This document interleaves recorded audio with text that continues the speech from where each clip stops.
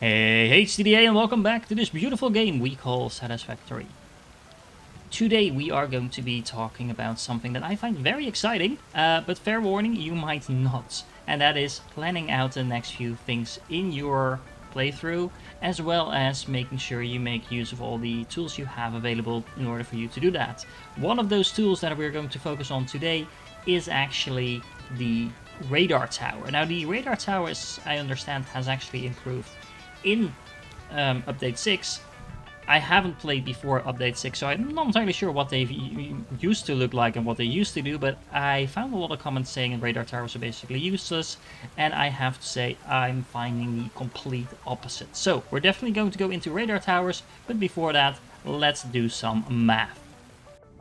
Now, for all three of you that are still here after I mentioned math, what I meant by that is that we're not going to do all the math here, but you do want to kind of look at what you are going to strive for and what you should be building in what order.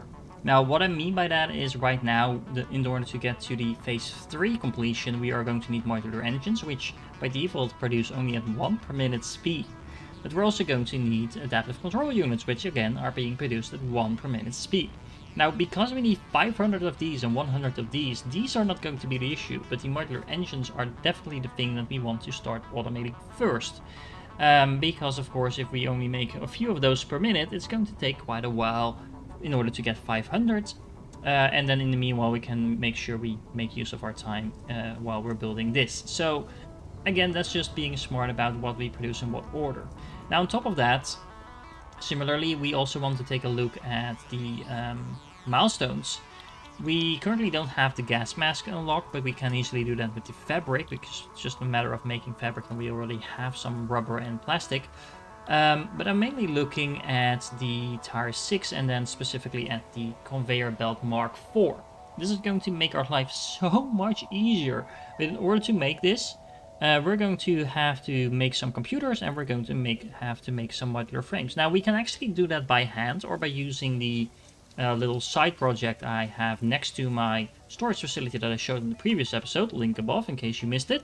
But this will make our life a lot easier. Now, what we do want to do before we start automating the heavy modular frames and the computers is we want to have a larger production of encased industrial beams. Why? Because this is actually going to be the main thing we use for our belts going forward, because Mark IV belts are actually using the encased industrial beams. We also need that for the heavy modular frames, so that is something to consider. So from the top of my mind, that means that we probably want to upgrade our rubber and plastic production, because right now we just have like a token facility that's not even nicely designed or anything like that.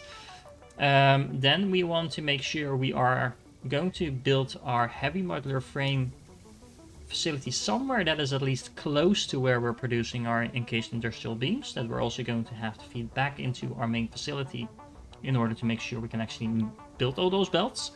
And after that, when we have all of that done, we probably want to focus on computers. Now, the other reason that we want to focus on the heavy modular frames before the computers is we actually need heavy modular frames for the manufacturers. So making sure we can actually build manufacturers and will make it a lot more convenient to build everything else after that. Now, once we've actually unlocked the heavy modular frames and the computers, and in order to make computers, we'll actually also need circuit boards. Once we have all of that up and running, it should be fairly simple to progress through to the engines and the adaptive control unit. So that just kind of helps you structure what you build in what order, how much you build of everything, etc, etc. Now, the other things that we have here to unlock are things like the motors that are right now not really a main priority, because the motors are going to be a part of the engines. So we do want to have a little bit of overproduction in terms of motors, but we don't have to focus on that because we have been making those by hand or semi-automated so far. The jetpack, it might make our lives a lot easier. In order to make that, we're going to have to package some fuel. We are already producing fuel, so we'll just need to plump down a packager and we can unlock this. I'm actually interested to see if this will just fly on any fuel or if we actually need this fuel. But either way, that doesn't really matter actually, because we can just make some of that. We also have the trains here. Now, Honestly, I'm not entirely sure if I'm a huge fan of trains. And this is probably the part where all the comments explode, but let me explain what I mean. Trains to me feel like a very cumbersome form of travel compared to things like trucks, although I do realize it's easier to get trains up a hill and things like that, to some extent at least. Um, but on top of that, I'm having a little bit of a hard time seeing what a train can do that a belt cannot. And if I'm going to build basically a belt anyway, in the form of rails, I'm not entirely sure why I would want to put a train on top of that, rather than just the belt. But let me know in the comments where I'm going wrong. Remember, be nice to me. This is my first time actually playing the game, figuring it out as I go along. So let me know in the comments why trains are awesome, or why I'm right. I'm very much into being told I'm right, but considering the amount of people that I've seen actually using trains, I'm probably missing something here, but right now I don't see what. Last but not least, we have the upgraded pipelines, which are going to be very useful because the initial pipelines are horrible. So once again, taking that into account, we might want to just unlock this and then start taking the new pipelines into account for things like our plastic and rubber facility and our fuel generators, etc. That will just make our lives a lot easier. We'll just need to make sure we go back and upgrade it once we actually unlock it. Alright, that is talking a little bit about what we're going to do in what order, but now we actually have to decide where we are going to be building something. And that is where radar towers come into play. And there we go, we have a radar tower up and running. Well, actually it's up, but it's not actually running yet because I haven't powered it up just yet. Normally, your map looks something like this. Now, if we add in a radar tower, and for those of you that haven't played in Update 6 just yet, I understand there's actually a new feature to Update 6, because before I've seen a lot of people actually saying that the radar towers are very useless, but right now I think they're actually awesome.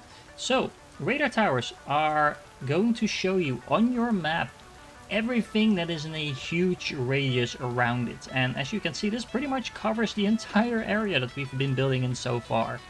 It will actually show you a little bit about how much slugs and other special items are in here as well. It will tell you something about the creatures. All of that is not too interesting, I think.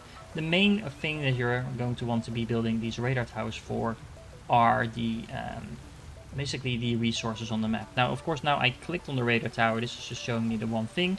But if you open up your normal map now, you can still see all those items on your map. Now, the really awesome thing is that you can actually filter these as well. So, resources over here, you can say, okay, hey, I want to know where all the copper is, I want to know where all the coal is, I want to know where the limestone is, etc, etc. It will actually show you what is claimed and what is unclaimed. So you, I mean, you can see from the little tick mark here as well. But in general, it makes it really easy just to visualize, like, okay, I'm gonna build something that I'm going to need some steel for example, which means I need iron and I need coal. Well, basically, I have all my coal that I've discovered in this area so far I already tapped into, so I'm gonna need to find a new area of coal, or I need to repurpose some of my coal that I have already up and running. Now, of course, this is only going to show you a limited area. It's a pretty big area, but still it's limited. So the real power of radar towers starts to exist when you are upgrading these across the map. Now you can also see actually, it actually unveils the map as well. You can see this nice little curve over here. That's exactly around the edge of the radar tower. Now, most of this area I already explored, but if you want to do some fast exploring, or at least relatively fast, radar towers will actually help you out with that. Now, of course, they need to be powered, so it's not too easy. At least you need to go there, build it, and then power it, and make sure it stays powered as well. At least if you want to keep seeing the resources. So that is going to require us to do some exploring. Now, I actually already marked up another place on the map over here. I think it makes sense to build one of these at the quartz area. Maybe one or two something in this area as well. Maybe something over here more on top as well. Just to make sure that we have a large area covered. And basically the entire area that we are now currently producing stuff in, we can kind of see what is where. Maybe we missed some locations in terms of resource, and this will unveil everything. So, for example, over here, apparently there's a caterium ore pure quality actually over here as well that I haven't actually seen. It does show up on the scans, of course, when you manually scan, but this just makes sure that you're not missing out on anything. So let me build some more radar towers. Now, one little trick that I only just recently found out about myself that I think is very useful to know is that if you have a little marker on your map like this, you can highlight it like I've done over here. You will get this little green circle around it. And if you do that and you apply, then you can actually see a visible marker in the world that's kind of like a beacon. So you know exactly where you need to go. This is visible from a huge distance. Now it's very far away right now, so that's why it's flickering for some reason.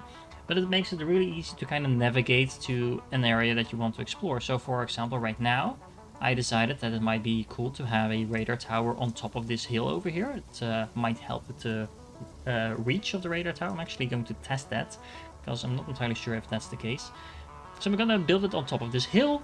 And then, in order to make sure I'm navigating to that in the correct way, I now have a little beacon to work towards. So, very convenient, very handy, and if you haven't found out about that just yet, make sure you use it. Very useful.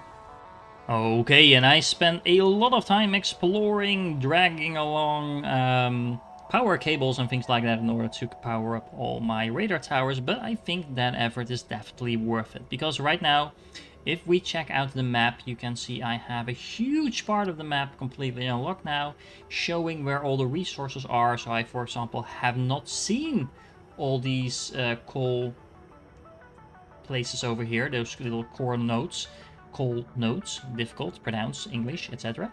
But thanks to the radar towers, I now know exactly where everything is. Now, same goes for this area up north that I did start to explore a little bit in a previous episode, but I didn't actually mark anything down. Now we can see exactly where everything is.